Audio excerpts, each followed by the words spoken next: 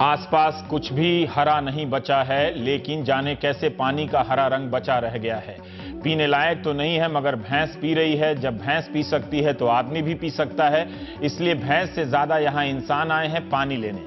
Sir पर लाद कर घर ले जा रहे हैं। जहां कुछ घंटे बाद पानी का गंदा नीचे बैठता है तो ऊपर के कम गंदे वाले हिस्से को पी जाते हैं। महाराष्ट्र के बीड जिले के हेलम गांव की यह तस्वीर दिखाने का हमारा यह मकसद बिल्कुल नहीं है कि इन इलाकों में सर्वनाश हो गया है। सर्वनाश हो गया होता तो पीने के लिए यह गंदा पानी भी नहीं बचता और दिखाने वाला मीडिया भी नहीं। हमारे कृषि मंत्री ने कहा है कि मीडिया जो चित्र उपस्थित होता है मीडिया में, उससे लगता है कि सर्वनाश हो गया है, 10 राज्य में सर्वनाश हो गया है। मंत्री जी का मकसद यह बताना था कि उन्हें अंदाजा है कि चुनौती कितनी बड़ी है और इसका सामना किया जाएगा। नमस्कार, मैं रविश कुमार। सूखा मौजूदा सरकार की देन नहीं है। सरकारों की दिक्कत यह है कि वे मुआवजे और राहत कार्य को सूखे का समाधान समझती रहती हैं। जिस संकट को इंसानों ने मिलकर कई साल से बुलाया है, वो एक दिन या एक साल में तो नहीं जाएगा। राहत कार्य के नाम पर जो राशि जारी होती है वो दिल्ली से चलते वक्त सैकड़ों करोड़ों में सुनाई देती है और किसान के हाथ में पहुंचते पहुंचते 100-200 रुपए की हो जाती है, उससे भी कम। किसान जितना सरकार से लाचार है उतना समाज से भी है और इन दोनों से ज्यादा अपने आप से भी है। उसके लिए सबसे बड़ी तकलीफ है कि कोई उसे सुन नहीं रहा। आज ही शाम यूपी के गाजीपुर जिले के ब्लॉक मरदह के महमूदपुर गांव से एक किसान विनय कुमार हमारे दफ्तर आए मुझसे मिलने, सिर्फ इतनी सी बात कहने के लिए कि जब दैवीय आपदा के वक्त मुआवजा दिया जाता है तो वो भूमि के स्वामी के नाम पर दिया जाता है, जबकि हम बटाईदार खेत किराए पर लेते वक्त पूरा पैसा चुका देते हैं। हमारा दोहरा नुकसान होता है और भूमि के स्वामी को दोहरा फायदा। विनय किसी सरकार के खिलाफ बोलने के लिए 1200 किलोमीटर चलकर नहीं आए थे, बल्कि यह कहने आए थे कि उनकी बात दिल्ली की मीडिया में उठेगी तो शायद प्रधानमंत्री सुन लेंगे। आज ही पीलीभीत से एक किसान ने फोन किया कि उनके गांव के सैकड़ों एकड़ खेत से नेताजी गेहूं कटवा ले गए। कोई खबर तक नहीं छाप रहा। हम इस खबर की पुष्टि नहीं कर सके, लेकिन सिर्फ इसलिए बता रहे हैं कि किसान अपनी बात कहने के लिए कहां-कहां और कितना भटक रहा है, जबकि उसके पास अपने कहने के लिए एक किसान चैनल भी है। कायदे से तो हमारी सहयोगी सांतिया को यह जोखिम नहीं उठाना चाहिए था, लेकिन बीड़ के हिलम गांव के इस कुएं में उतरने से पहले सांतिया ने सुरक्षा के सारे बंदोबस्त कर लिए थे। उनके साथ कैमरामैन प्रवीण भी 60 फीट गहरे कुएं में उतर आए। सांतिया के बहाने आप खुद से यह सवाल कीजिए कि कतरा कतरा पानी बटोरने का यह दृश्य सर्वनाश का है या निर्माण के आरंभ का। यहां पानी कुएं के तल से धीरे धीरे रिस रिस कर ऊपर जमा होता है तो एक घड़ा भरने में 1 घंटा लग जाता है। फिर घड़े को रस्सी के सहारे बांधकर ऊपर इंतजार कर रही महिलाओं के हवाले किया जाता है। यह तस्वीर बयां करती है कि पानी का सर्वनाश हुआ है। पानी बटोरने की रचनात्मकता का सर्वनाश अभी नहीं हुआ है। जब लोग इस कदर जान जोखिम में डालकर पानी ला सकते हैं, गंदा पानी पी सकते हैं, तो यही लोग एक दूसरे का हाथ थामकर पानी के इस संकट को समाधान में क्यों नहीं बदल सकते? इन जगहों से पानी को लेकर कोई बड़ा सामाजिक राजनीतिक आंदोलन क्यों नहीं खड़ा हो सका है? जब लोग कुएं में उतर सकते हैं तो कुएं से निकल क्यों नहीं सकते? केंद्रीय जल आयोग की वेबसाइट के अनुसार देश भर में सबसे अधिक डैम यानी बांध महाराष्ट्र में है। 1845 बांध है यहां, इनमें से 1693 बांध बन चुके हैं और बाकी बन रहे हैं। फर्स्ट पोस्ट वेबसाइट पर तुषार धारा ने लिखा है कि महाराष्ट्र ने सैकड़ों बांध बनाने पर हजारों करोड़ रुपए फूंक दिए, मगर इनसे कुछ लाभ नहीं हुआ। ठेकेदारों की किस्मत तो बदल गई, मगर किसानों की नहीं। हम अक्सर सोचते हैं कि पानी का संकट किसी दूर दराज के इलाके का है, हमारे अपार्टमेंट में कभी आएगा नहीं। रविवार को जब पानी एक्सप्रेस राजस्थान के कोटा वर्कशॉप से पुणे के मिरज पहुंची तो स्थानीय नेताओं ने फूल माला चढ़ाकर स्वागत किया, जैसे पहली बार भारत में रेल चली हो। इस ट्रेन के लिए रेल मंत्रालय और महाराष्ट्र सरकार ने मिलकर काफी मेहनत की है। पुणे के मिरज से 2.5 किलोमीटर दूर पानी का स्रोत है, वहां से पानी लाकर इन टैंकरों में भरा जाएगा। इसके लिए सरकार नई पाइपलाइन भी बिछा रही है। 3-4 दिनों में नई पाइपलाइन बिछ जाएगी। पुरानी पाइपलाइन से भरने में दिक्कत आ रही है, इसलिए एक ट्रेन में 5 लाख लीटर पानी ही भरा जा सका। नई पाइपलाइन से ट्रेन में 25 लाख लीटर पानी भरा जा सकेगा। ट्रेन मिरज से चलकर लातूर पहुंच चुकी है। रेल मंत्रालय ने इन तेल टैंकरों को साफ करने के लिए विशेष उपाय किए हैं ताकि पानी खराब ना हो। आप जानते हैं कि एक वैगन में 54,000 लीटर पानी आता है। यह रेलगाड़ी राहत कार्य को लेकर सरकार की गंभीरता का प्रतीक तो है ही, समस्या की गंभीरता का भी। हमारे सहयोगी तेजस मेहता ने विमान से मराठवाड़ा की ये तस्वीरें ली हैं, जिन्हें देखकर आप अंदाजा लगा सकते हैं कि धरती वीरान, सूखी और बंजर पड़ी है। कहीं पेड़ दिख नहीं रहा है, खेत कटे हुए पड़े हैं। पेड़ों की अनुपस्थिति बता रही है कि हमने इस संकट को बुलाने के लिए कितनी मेहनत की है, कितनी मेहनत से पेड़ों को काटे होंगे ताकि बादलों को बुलाने वाले बचे ही नहीं। मराठवाड़ा में बारिश लगातार कम होती जा रही है। 4 साल से यहां सूखा है। प्रधानमंत्री ने भी सूखा प्रभावित राज्यों में राहत के सभी कदम तुरंत उठाने के आदेश दिए हैं। मनरेगा की बकाया राशि के जारी करने का भी ऐलान किया गया है ताकि बकाया देकर हजारों मजदूरों को राहत दी जा सके। लेकिन केंद्र सरकार ने अनेक राज्यों को सूखा के लिए जो राशि अलॉट की थी उसका 10-20% कहीं गया है, तो कहीं 8% गया है, कहीं ज्यादा से ज्यादा 25% गया है। तो ये है सरकारों की तरफ से तत्परता, और इसे लेकर इस राशि को मांगने के लिए राज्य सरकार नहीं लड़ रही है। स्वराज अभियान के लोग जाकर सुप्रीम कोर्ट में मुकदमा लड़ रहे हैं कि जल्दी से आदेश दिया जाए ताकि राहत पहुंचे। मध्य प्रदेश में तो पिछले अक्टूबर में ही 60% इलाके में सूखा घोषित कर दिया गया था। शिवपुरी से सिद्धार्थ रंजन दास हमारे सहयोगी और रिजवान खान ने खबर भेजी है कि यहां के लोगों को 6 से 8 दिनों में एक बार पानी मिल रहा है। टैंकरों को देखते ही लोग दौड़ पड़ते हैं, पानी को लेकर झगड़ रहे हैं। 8 दिनों बाद सरस्वती नगर में जब टैंकर पहुंचा तो आप देख सकते हैं कि पोलियो की शिकार 35 साल की प्रकाशी भी पानी के लिए कितनी मशक्कत करनी पड़ रही है उन्हें। हर गर्मी में शिवपुरी की यही समस्या है। समाधान के नाम पर ट्रैक्टर से लगा टैंकर है और अब रेल से लगा टैंकर आ गया है। राहत के आगे बात बढ़ नहीं रही है, नतीजा समस्या अगले साल फिर लौट आती है। गीता रावत के घर में 20 दिन पानी आया है। कल्पना कीजिए, क्या आप 20 दिन तक बिना पानी के रह सकते हैं? कॉर्पोरेट मीटिंग में कितने दिन डिओड्रेंट के भरोसे आप जाएंगे? अगर आप वाकई इस समस्या का समाधान ईमानदारी से जानना चाहते हैं तो अपने अपने शहरों में बस इतना पता कर लीजिए कि 10 साल पहले तक कितनी झीलें थीं, कितने तालाब थे। वो तालाब केंद्र सरकार ने बनवाए थे या राज्य सरकार के चीफ इंजीनियर ने, या फिर सदियों से लोगों ने अपने सामान्य ज्ञान से बनवाए थे। उन पर कब्जा करने वाले बिल्डर किस पार्टी के समर्थक हैं, ये पता चल जाएगा तो आपको उस पार्टी की सदस्यता लेने में आसानी रहेगी। सूखे ने देश भर की लाखों महिलाओं को पानी के इंतजार में लगा दिया है। उनके पीछे बेटियां घर का काम देख रही हैं। कई बार सूखे की तस्वीरों को देखकर लगता है कि मर्दों को प्यास भी नहीं लगती होगी। पानी लाना और पानी के लिए सब्र करना औरतों का काम दिखता है, जबकि आप बिना दिमाग लगाए आसानी से समझ सकते हैं कि पेड़ काटने कौन गया होगा, तालाबों का अतिक्रमण कर उन पर प्लॉट काटने कौन गया होगा, वो कोई औरत थी या मर्द। पर्यावरण पढ़ाने वाला कोई भी बता देता है कि जब संकट आता है तो मार पहले और आखिर तक औरतों पर पड़ती है। नालगोंडा से उमा सुधीर की यह रिपोर्ट याद दिला रही है कि अब लोग पहल नहीं करेंगे तो कब करेंगे। 22 साल की अरुणा को डॉक्टरों ने सलाह दी थी कि भारी चीज ना उठाए क्योंकि पिछले साल उसका गर्भपात हुआ था, लेकिन पानी लाने के लिए उसे चलना पड़ रहा है। पेट में दर्द है, पीठ में भी दर्द है। पानी का संकट स्थायी होता जा रहा है हमारे जिंदगी के आसपास। समाधान के किस्से भी मौजूद हैं इस देश में, मगर वो संकट के अनुपात में बहुत छोटे हैं। दरअसल हम इसे मौसम का संकट समझकर नजरअंदाज करने लगे हैं। 29 में से 12 राज्य सूखे की चपेट में हैं। तेजस मेहता हमारे सहयोगी हैं, वो बीड़ के असोला गांव पहुंचे तो देखा कि पानी के लिए मारामारी हो रही है। लोग कुएं की मुंडेर पर खतरनाक तरीके से झुके हुए हैं। ये कुआं सूखा है और टैंकर के पानी से इसे भरा गया है। इसे कहते हैं बुद्धि की बलिहारी। कुएं को टैंकर के पानी से भरा जा रहा है। लोगों का कहना है कि पानी के लिए वो कुछ भी करेंगे। यहां छोटे बच्चों को कुएं के में नीचे उतार दिया जाता है ताकि वो पानी ला सके। 2000 में यहां पानी के लिए पाइपलाइन डाली गई थी, लेकिन 2016 तक पानी नहीं आया। इस गांव में कुएं में उतरने के चक्कर में इस साल 2 लोगों की मौत हो चुकी है।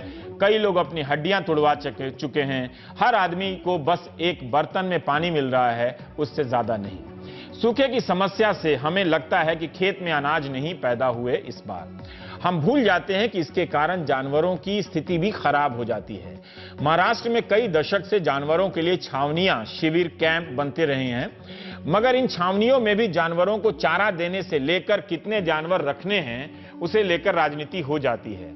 एनजीओ से लेकर प्राइवेट पार्टियों को ठेके पर दिया जाता है। 70 रुपए एक जानवर के लिए तय है, जिसमें से कुछ 10-12 रुपए गोबर के शायद काट लिए जाते हैं, ये मानते हुए कि गोबर से खाद वगैरह तो बिक ही सकता है। आप बताइए, वहां पर जहां अनाज नहीं है, जानवर नहीं है, गोबर का वहां पर कोई ग्लोबल मॉल तो नहीं खुला होगा। तो तेजस और इन सब की रिपोर्ट से ये छावनियों की किस्सा बताते हैं। आप गूगल करेंगे तो 2002 के फ्रंट लाइन से लेकर 2004 के हिंदू अखबार में जानवरों की छावनी का जिक्र मिलेगा। पुरानी रिपोर्ट को पढ़ते हुए और इस बार की रिपोर्टिंग को पढ़ते हुए लगता नहीं कि इन छावनियों की समस्या में कोई सुधार हुआ है। 6-7 गांवों पर एक छावनी बनाई जाती है। हर परिवार से एक सदस्य 5 मवेशियों को इस छावनी में रख सकता है। उसे एक कार्ड मिलता है, उसे खुद अपने जानवर की निगरानी करनी होती है कि चारा और पानी मिल रहा है या नहीं। एक जगह पर 500 से 1000 जानवर रखे जा रहे हैं। जानवरों को गन्ने का चारा देने और घटिया स्तर का चारा देने को लेकर भी कहासुनी हो रही है। स्क्रोल न्यूज साइट ने लिखा है कि जानवरों की छावनी मराठवाड़ा में पुरानी संस्था है। इस बार सरकार ने 237 छावनियां बनाई है। इन्हें प्राइवेट पार्टी चलाती हैं, इसलिए यह भी एक कारोबार में बदल गया है। 5 लाख की गारंटी जमा कर छावनी चलाने का ठेका मिलता है। आरोप लग रहे हैं कि कारोबारी इसमें मुनाफे की गुंजाइश की ज्यादा चिंता करने लगे हैं। कुछ जगहों से जानवरों की इन छावनियों के बेहतर ढंग से चलने की भी सूचना आ रही है। तो प्राइम टाइम में हम बात करेंगे सांतिया और तेजस से कि वो जमीन पर क्या देख रहे हैं, क्या हो रहा है और क्या नहीं हो रहा है। उनकी राय में सरकार को क्या सुझाव दिए जा सकते हैं जिससे सरकार तुरंत कदम उठाए और उसे कुछ और करने का उस पर दबाव पड़े। तो सांतिया हैं लातूर में इस वक्त हमारे साथ और तेजस साहब मौजूद हैं बीड से मेरे ख्याल से। तेजस, मैं पहले आपके पास आना चाहता हूं। अभी मुझे बताया गया कि आप जहां पर इससे पहले जहां पर ओबी सेटअप कर रहे थे वहां पर कई लोग वो पीकर आ गए जो इन दिनों बिहार में बैन हुआ है।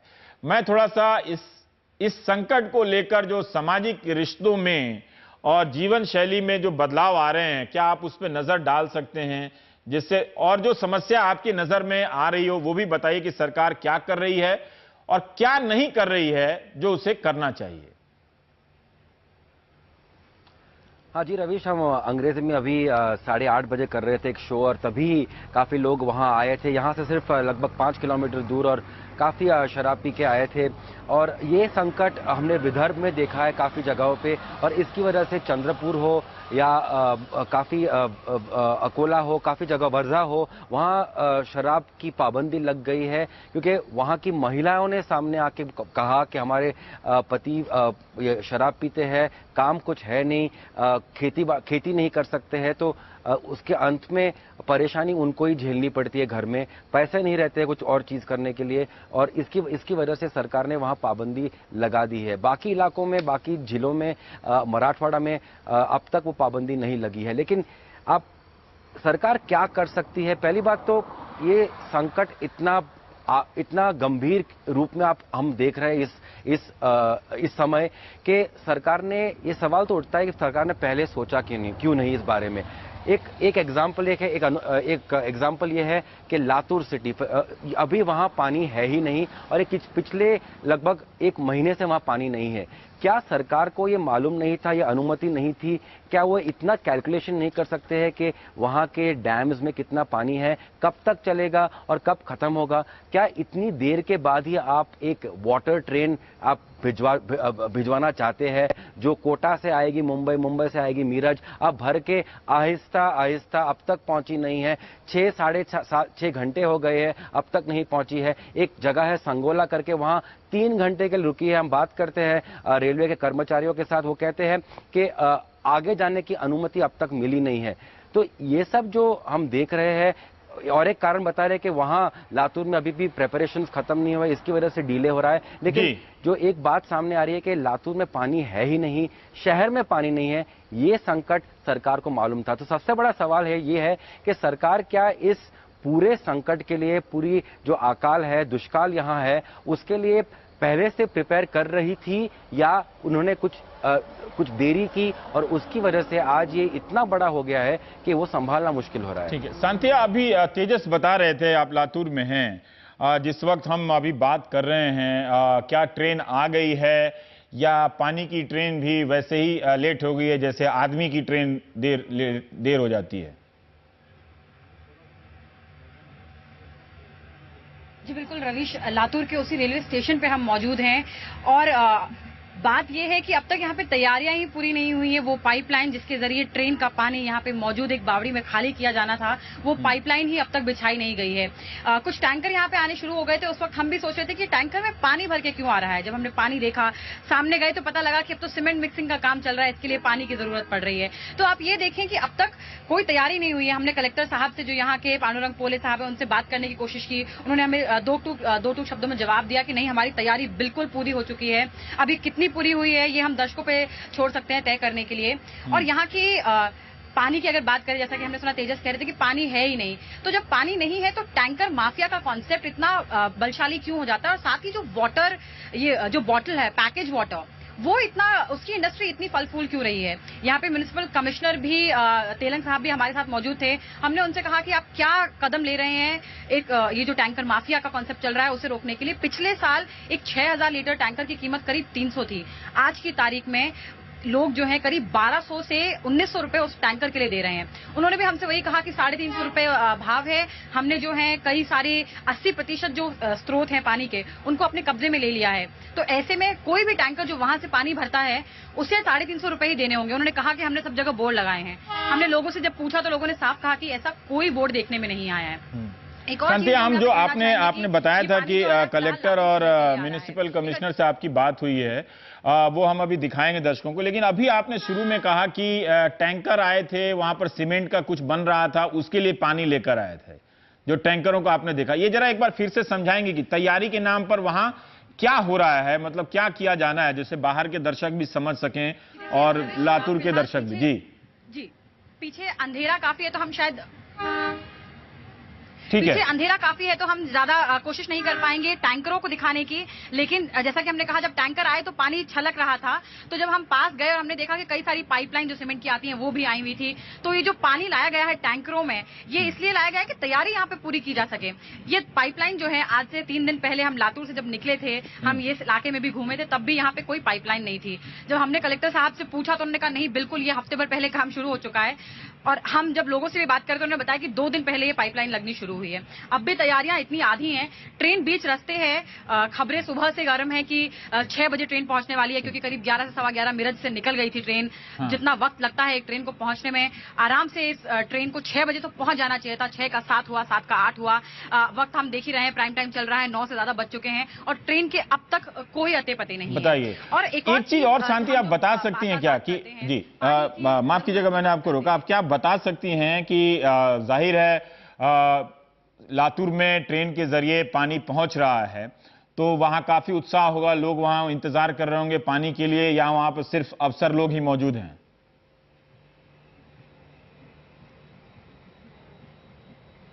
जी बिल्कुल रवीश, लोगों के बीच में उत्साह बहुत था, लेकिन जब हम शाम तक पहुंचे तब जो उत्साह था और अभी का उत्साह काफी फर्क पड़ गया है। लोग यहाँ पे तैयारी के साथ आए थे कि पहली बार हमारे लातूर में पानी की ट्रेन आ रही है, चलिए भाई स्वागत किया जाए। एक अच्छी खासी भीड़ यहाँ मौजूद थी उस ट्रेन का स्वागत करने के लिए। पर जैसे जैसे वक्त गुजरता गया, लोग जो है वो यहाँ से जाते जा रहे हैं। बार बार हमसे आके पूछ रहे हैं कि बताएं क्या वजह है, बताएं ट्रेन कहाँ है। अब हम उन्हें क्या बताएं कि हम भी वजह जो है सरकार ही शायद इस वक्त बता पाए कि ट्रेन इस तरह से क्यों रुक रही है।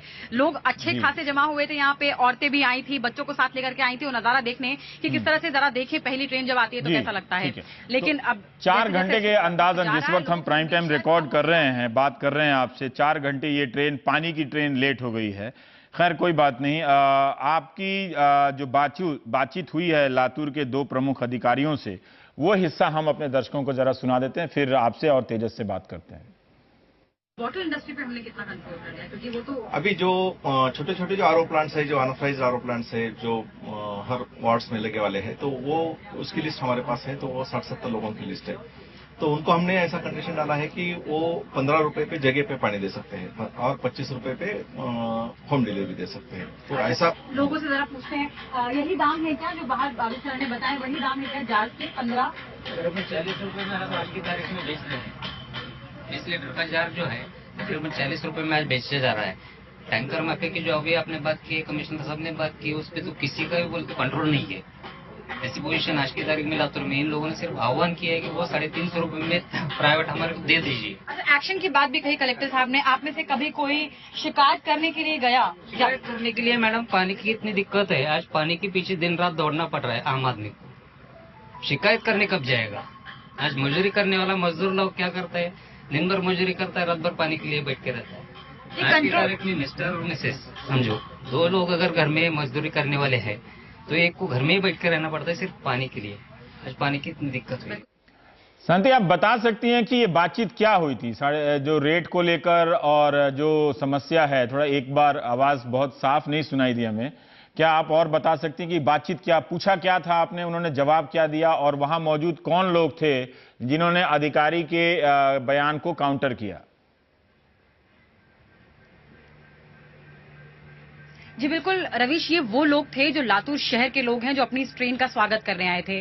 जब हम यहाँ पे आए तो लोगों ने बताया किस तरह से पानी की समस्या है और टैंकर वाले उनकी जरूरत का किस तरह से बेजा उनको किस तरह से एक्सप्लॉइट कर रहे हैं। तो लोगों ने हमसे कहा कि ये अफसर यहाँ पे हैं, आप ये हमने जब पहले उनसे बाइट लिया था, जब हम जानना चाह रहे थे कि कितने बजे ट्रेन आएगी, टैंकर माफिया का क्या रोल है, तो उन्होंने हमसे साफ कहा था कि ऐसा कोई कॉन्सेप्ट यहाँ पे एग्जिस्ट नहीं करता है। जब आप कलेक्टर साहब की बात सुनेंगे पांडुरंग कोले, उन्होंने कहा कि 350 रुपए में हम 6000 लीटर का टैंकर जो है वो बाध्य है टैंकर व्यापारी बेचने के लिए, और अगर ऐसा कोई नहीं करता है तो हमने एक टोल फ्री नंबर शुरू किया है और उस पर शिकायत दर्ज की जा सकती है। हमने टोल फ्री नंबर पे फोन लगाया, जिस वक्त हमारे सामने म्युनिसिपल कमिश्नर मौजूद थे। हमने उनसे शिकायत दर्ज करने की उनके साथ में कोशिश की तो बहुत क्लूलेस दिखाई दिए हमें ऑपरेटर। उन्होंने कहा कि अच्छा आपने शिकायत की, हम कल हमारे साहब को बता देंगे। तो जब हमने फिर से म्युनिसिपल कमिश्नर साहब से, तेलंग साहब है, उनसे कहा कि ये इस तरह का जवाब दिया जा रहा है कि हम साहब को बता देंगे, तो जाहिर सी बात है कि लोग तो परेशान होंगे। तब उनका कहना था कि नहीं, हमने एक और चीज भी इसमें की है कि हमने जिन 80% वाटर बॉडीज को अपने अधिकरण में ले लिया है, तो वहां से अगर कोई टैंकर भर रहा है तो उसे 350 रुपए ही देने हैं। उसे अपने टैंकर पे ये नोटिस लगाना होगा, अगर कहीं पे उसका सेटअप है दुकान का, उसे वहां ये नोटिस लगाना होगा।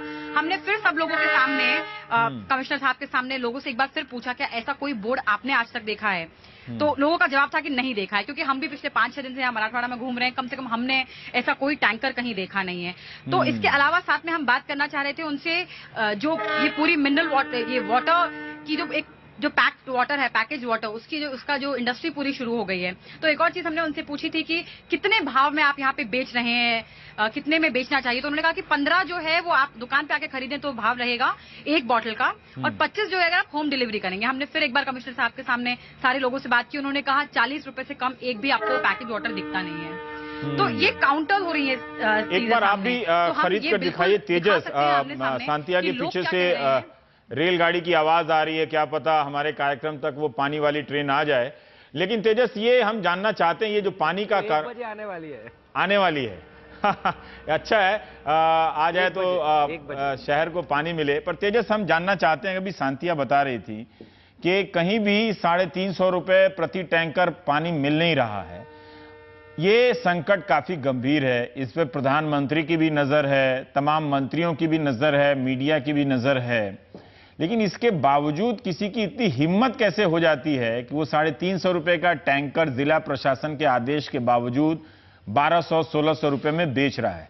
तो क्या ऐसा है कि ये सिर्फ दिल्ली और मुंबई में ही बयान दिए जा रहे हैं और जमीन पे कुछ भी नहीं हो रहा है? क्या ये भी है कि प्रशासन के पास ये सब लागू कराने के लिए लोग ही नहीं है? हम झूठ मूठ का डीएम और म्युनिसिपल कमिश्नर के पीछे पड़े हुए हैं, कहां कौन सा टैंकर बिक रहा है, कितने में, इसे सुनिश्चित कराने के लिए कोई संसाधन ही नहीं है। तेजस, कुछ रोशनी डाल सकते हैं आप इस पे? जी रवीश, ये बात मौके पे चौके मारने की है और यही लोग कर रहे हैं, क्योंकि ये टैंकर जो थोड़े दिन पहले जब आईपीएल का मुद्दा चल रहा था बॉम्बे हाईकोर्ट में, तभी वहां के जजेस ने इस बात की जिक्र की थी कि वो भी पूछ रहे थे सरकार को कि ये पानी आता कैसे है टैंकर्स में, वो कहां से लाते हैं, वो ला सकते हैं तो आप क्यों नहीं ला सकते हैं? ये सवाल पूछा था सरकार ने। और इसमें दो पहलू है। पहली बात तो काफी हमने टैंकर्स देखे, ये बात सही आप जो पूछ रहे हैं, इस पे कोई सरकारी माने कंट्रोल करने वाला, कोई मॉनिटर करने वाला कोई नहीं है, क्योंकि वो जाते हैं कहीं भी बेच सकते हैं, वो किसी के कोई भी इलाके में जा सकते हैं, वहां वो रेट्स अपने आप तय करते हैं। ये डायनामिक रेट्स होते हैं, जैसे ही वो उनको लगता है कि पानी कम हो गया तो भाव बढ़ जाते हैं। अभी मैं कहीं मिला था एक आदमी को, वो बता रहा था, हम कुछ खाना खाने रुके थे, वो कह रहा था कि मैं अंबेजोगाई में था, जो बीड जिले में आता है, और वो कहीं बहुत इतनी धूप थी, वो गाड़ी रोक के एक पेड़ के नीचे खड़ा था। वहां एक आदमी एक सिंटेक्स टैंक के साथ खड़ा था और वो ऑटो से चला रहा था और पानी बेच रहा था। तो वो उस बंदे ने उसको कहा कि एक औरत आई थी और उसके पास पैसे नहीं थे, पैसे बगैर वो बेच नहीं सकता है, वो भी एक मामूली ड्राइवर है। और उसने कहा कि उसके बाद औरत के पास थोड़ा कुछ खाने का था, वो बेच के उसने पानी खरीदा। तो इसमें कोई क्या रेट्स है, कितनी होनी चाहिए, वो तो आता ही नहीं है।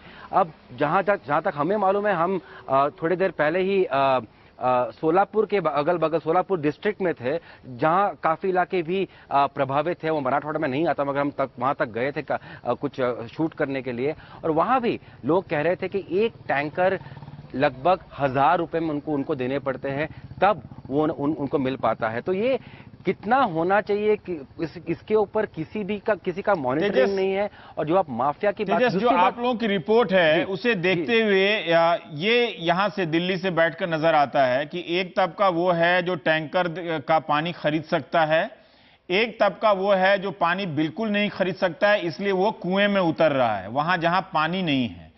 ठीक है, उस तबके के बारे में बताइए, और थोड़ा अगर आप बता सकें कि ये जो सूखा है, ये इंसान ने कितना इसे गहरा किया है, इसे गंभीर किया है, और प्रकृति ने इसे कितना गंभीर किया है। मैं पहले आपका दूसरा सवाल लूंगा।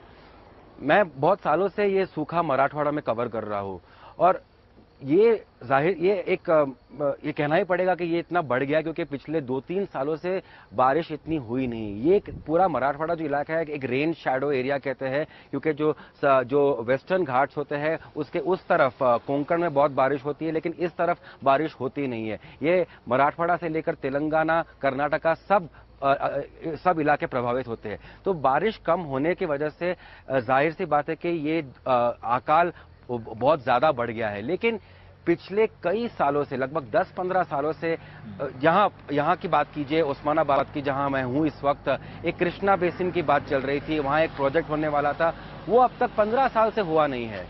तो इतने सारे जो इरिगेशन स्कैम कहते हैं वो प्रोजेक्ट्स खत्म नहीं हुए, इतने सारे पैसे चले गए। पूरे महाराष्ट्र में आप रवि सोचिए, सिर्फ 0.18% इरिगेटेड लैंड आज की तारीख में है। ये इतना छोटा है, सबसे ज्यादा डैम है लेकिन सबसे कम इरिगेटेड एरिया महाराष्ट्र में है। तो ये जो डिफरेंस है, इसकी वजह से आज की तारीख में सिंचाई और बांध के नाम पे इतना बढ़ गया है।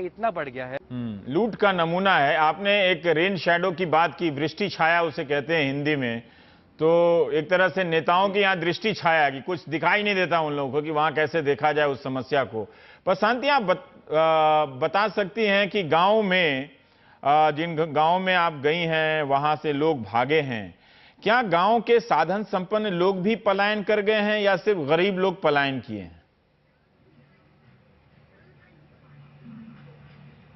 देखिए रवीश, मुसीबत आती है तो सबसे पहले गरीब के घर का दरवाजा खटखटाती है। तो साधन संपन्न किसान हैं, अब भी वहां पे रह रहे हैं, कैसे भी टैंकर दूर दूर तक मंगाकर उसका दुगना दाम देकर के पानी ला रहे हैं। लेकिन वो गरीब जिसके पास पैसा नहीं है, खाने पीने के लिए पैसा नहीं, खाने के लिए पैसा नहीं, वो पानी के लिए पैसा कहां से लाए। कई सारे गांव में हम गए, ऐसे भी एक गांव में आज हम गए जहां पे 200 मकान में से करीब 125 मकान खाली हो चुके थे, सिर्फ 75 मकानों में लोग बचे थे। अब ऐसे में सबसे जो दिल को खराब लगती है बात, वो ये कि लोग अपने बूढ़े माँ बाप को पीछे छोड़ के चले जाते हैं। तो ऐसे में उन बुजुर्गों को, जो कि वैसे ही मोहताज हैं उम्र के, खुद अपने पानी के लिए बंदोबस्त करना पड़ता है, बूढ़ी महिलाओं को जाना पड़ता है। और एक बात जो आपने कही, सबसे पहले औरतों को ही जाना पड़ता है। तो हम जिस गांव में गए थे वहां पे जितने भी लोग बचे हुए थे, उसमें कुछ युवा भी थे, कुछ आधेड़ उम्र के लोग भी थे, लेकिन बैठे हुए थे, ताश खेल रहे थे। लेकिन औरतें जो हैं बराबर से अपना सर पे मटका लेकर के जा रही थी पानी लाने के लिए। और दूसरा, जब पहला मतलब सरकार को ये करना चाहिए कि मटका मर्दों के सर के ऊपर रखना चाहिए और उनसे 4 दिन तक पानी भरवाना चाहिए कि आप जरा पानी भर के लाइए, औरतें घर में बैठेंगी। जरा ये बदले तो जरा सामाजिक बदलाव भी इसी से शुरू हो। तो कुछ लोग ताश भी खेलते नजर आते। पर तेजस, मैं ये थोड़ा सा और जानना चाहता हूं कि आप कह रहे हैं कि आप कई साल से इसे कवर कर रहे हैं, ठीक है, पर हर साल सरकार या प्रशासन जो राहत देने का दावा करती है सरकारें, वो क्या इतनी अस्थायी होती हैं? जैसे जानवरों की छावनी है तो कुछ व्यवस्थाएं तो वहां बन जानी चाहिए थी। लोगों ने समाधान के रास्ते क्यों नहीं निकाले? क्या वाकई में उनके हाथ में कुछ भी नहीं है सिवाय पानी खोरज कर पीने के और गांव छोड़कर भागने के? रवीश, ये पूरा जो इलाका है यहाँ और कुछ करने के लिए कुछ है ही नहीं, रोजगार ही नहीं है। जो इंडस्ट्रीज होती, कुछ तो होता तो लोग कुछ कर सकते हैं। इसी वजह से आज की तारीख में नाना पाटेकर को आना पड़ता है, उनको एक सिलाई का मशीन देना पड़ता है, बकरी देने पड़ते हैं कि लोग कुछ और कुछ कर पाए। आज की तारीख में गाय तो यहाँ जो वृद्ध गाय हो जाती है उसको तो आपको रखना ही पालना ही पड़ता है, वो दूध भी नहीं देगी, उसको रखना पड़ता है, उसके लिए खाद और पानी भी देना पड़ता है, लेकिन आप उसका और कुछ कर नहीं सकते। तो ये जो बीफ बैन हुआ, जो मांस गाय के मांस का जो बैन महाराष्ट्र में लगा, इसका जो परिणाम आज की तारीख में मराठवाड़ा में देख रहे हैं, ये जो छावनी इतनी बढ़ गई है, वो एक परिणाम यही है। क्योंकि आमतौर पे किसान क्या करता था, गाय वृद्ध हो जाती थी, वो बेच देता था और वो कसाई के पास चली जाती थी और लोग खाते थे। लेकिन आज की तारीख में वो बैन होने की वजह से वो मुमकिन नहीं है। उनके पास अपने लिए पानी के लिए पैसे नहीं है, खाने के पैसे नहीं है, लेकिन गाय को भी संभालना पड़ता है। इसलिए आज छावनी इतनी बढ़ गई है। गाय रक्षा को लेकर जो आंदोलन करते हैं वो लोग तो काफी ख्याल रखते होंगे, वहां गायों की सेवा में लगे रहते होंगे, ऐसा आपने देखा कहीं पे जो इतने संगठन है? जी नहीं, अब तक मैं आज ही पहुंचा हूँ, कल रात को ही पहुंचा था, इसलिए आज मैंने किसी को देखा नहीं ऐसे जो गाय रक्षक, जो गौ रक्षा दल होते हैं वो काम कर रहे थे। लेकिन आपने जो पहला एक सवाल पूछा था, आज सुबह हम थे बीड़ के एक इलाके में और वहां एक गहरा सा एक कुआं था। कुएं में पानी बहुत सालों से है ही नहीं, जब होता है तो भी स्तर बहुत कम होता है। आज की तारीख में सरकार का एक टैंकर हर सुबह आता है और पूरा खाली हो जाता है और गांव वाले भी 5,000 लोग हैं, वो भी अपना टैंकर लाते हैं और पूरा भर देते हैं। लेकिन उसकी गहराई इतनी है, 30 फुट नीचे है और कोई रास्ता नहीं है, खाली पत्थर से लोगों को सूखा पड़ा है। टैंकर कुएं में पानी नहीं और टैंकर लाके कुआं में डालता है ताकि आप कुएं में उतर के पानी लाएं और पानी लाने में मर जाएं। वही पानी की सप्लाई जो है वो तो टैंकर से आप बाहर से ही कर सकते थे। मतलब ये जो दिमाग जो हमारी सरकारों की तरफ से लगाया जा रहा है, ये प्रशासन में ये कमाल का आइडिया किसने सोचा तेजस, कि जहां कुआं में जो टैंकर का पानी उसमें डाल दो, जहां पानी नहीं है फिर लोगों को 60 फीट नीचे उतारो। ये ब्रिलियंट आइडिया किसने दिया? इसको पकड़ के नोबेल कमेटी को पकड़ के बुलाकर यहां से उसको अवार्ड दिलवाना चाहिए, उस ऑफिसर को जिसने ये आइडिया निकाला है। वो जानकारी लेनी पड़ेगी मुझे, लेकिन जो लोग कह रहे थे कि पिछले 3-4 सालों में 2 लोगों की वहां मौत हो गई है, वो गिर के वहां मर गए, काफी लोगों ने अपनी हड्डियां तोड़ी है। और जैसे शांतिया बता रही थी, बच्चे और महिला वो सबसे आगे होते हैं नीचे उतरने में, एक हाथ में एक घड़ा लेकर, एक माने कैसे वो चढ़ रहे थे। आप मेरे विजुअल्स देख सकते हैं, मैंने शूट किया था, हिंदी में भी किया था। वो माने मैं चौंक गया था, वो देखकर मैं चौंक गया था, ये क्या हो रहा है। काफी समय के लिए मेरे पास शब्द नहीं थे कि इस जमाने में 21वीं सदी में हम बात करते हैं मेक इन इंडिया की और इंडिया इनक्रेडिबल की, और ये नजारा आप देख के ही आपको समझ में आ सकता है कि यहाँ जो बेसिक जो जल पर्वतारोहण कहते हैं वो ही पानी के लिए रॉक क्लाइंबिंग, मतलब क्या कहा जाए, मतलब ये बुद्धि की भी बलिहारी है। हम छोटा सा ब्रेक लेंगे, ब्रेक के बाद आएंगे तो सूखे से पड़ने जो असर पैदा हो रहा है सामाजिक रिश्तेदारियों में, उसके बारे में बात करेंगे।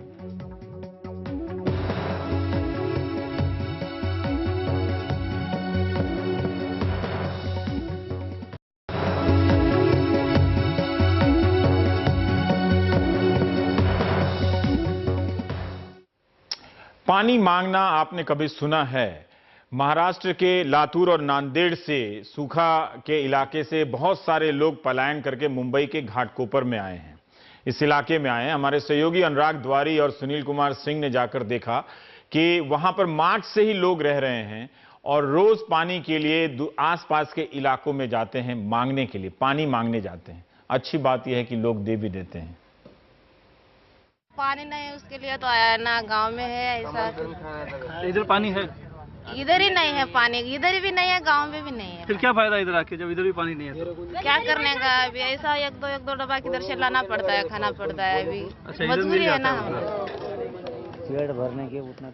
मराठवाड़ा से आए ये पानी के विस्थापित हैं। पानी के लिए मुंबई में पनाह ली है। पानी इनके लिए नए रिश्ते गढ़ रहा है। National tribe. रात की ठंडक है, सो खुले में सोना अखरता नहीं। गांव में घर था, चारपाई थी, दरवाजा था, लेकिन यहाँ कहने को ये इनके घर हैं जिसमें न छत है न दरवाजा। ये सियासी और हालात के विस्थापित हैं। नांदेड़ और लातूर जैसे इलाके से आने को मजबूर, जिस इलाके ने महाराष्ट्र को 2 मुख्यमंत्री दिए।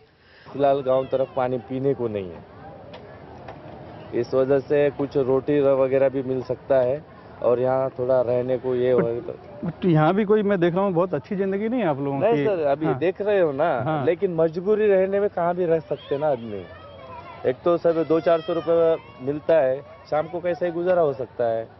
गांव तरफ पीने के पानी नहीं मिल रहा है, इधर गली बिल्ली से पानी लाके होता है। रहने का इधर प्रॉब्लम है। हाँ। लेकिन इधर क्या, इधर पैसा मिलता है, उस वजह से आता है हम लोग, दूसरा कोई नहीं। मैं गन्ना तोड़ के आया हूँ, गन्ने में कुछ फायदा नहीं हुआ है। मेरा खेती है, वो खेती में कोई फायदा नहीं हुआ। बराबर। अच्छा, खेती है आपका खेती है, क्या करेगा खेती को? पहाड़ पे खेती है। कितनी खेती है 2-3 एकड़ खेती है, क्या करेगा? कुछ उसमें होता नहीं। क्या होएगा उसमें? पानी नहीं गिरा तो क्या करेगा?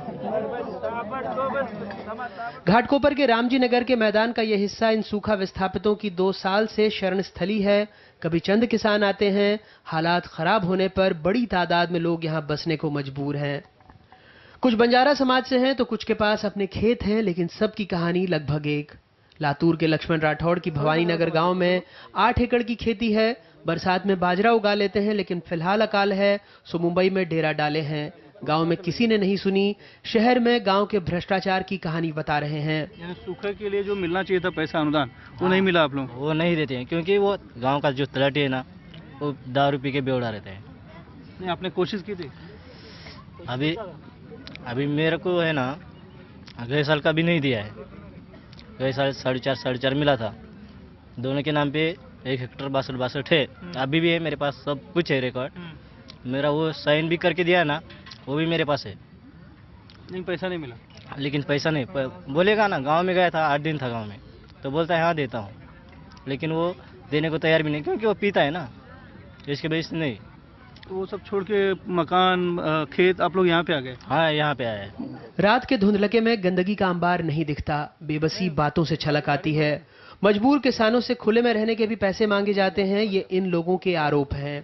पैसा वगैरह लेते हैं ना। हाँ। पैसा मांगता है, पैसा देते हैं हम हर साल से। पानी का बहुत पानी का प्रॉब्लम है, सब कुछ प्रॉब्लम है। पैसा देता है, हम लोग रहता है जैसा रूम में, जैसा भाड़ा देता है, जैसे भाड़ा है इधर ही। इसका भाड़ा है? हाँ, फिर कौन लेगा भाड़ा? अब वो लेता है कोई भी इधर आदमी का। अच्छा। मजबूरी की जिंदगी सही, लेकिन खाने को 2 जून की रोटी तो है, वरना कौन अपना गांव और घर छोड़ यहाँ मुंबई में इस तरह की बदहाल जिंदगी जीने आएगा? वैसे जिंदगी में सियासत की गुंजाइश खूब है, लिहाजा बीजेपी के सांसद विधायक के इलाके में शिवसेना के मंत्री पहुंचे हैं लोगों के आंसू पोंछने।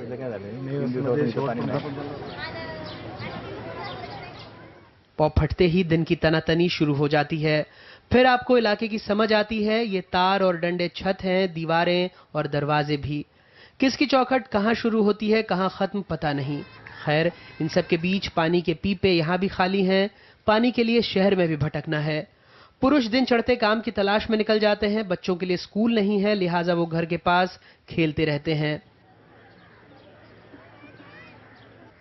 रात में मंत्री जी आए तो सुबह महानगर पालिका के लोग भी पहुंचे बजबजाती गंदगी को साफ करने।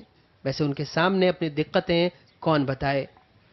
कुछ नहीं समस्या आती है सर। अच्छा, यहाँ पर पानी वगैरह की कोई दिक्कत नहीं है? नहीं। इसलिए तो नहीं बोल रहे क्योंकि महानगर पालिका के लोग अभी मौजूद हैं आसपास।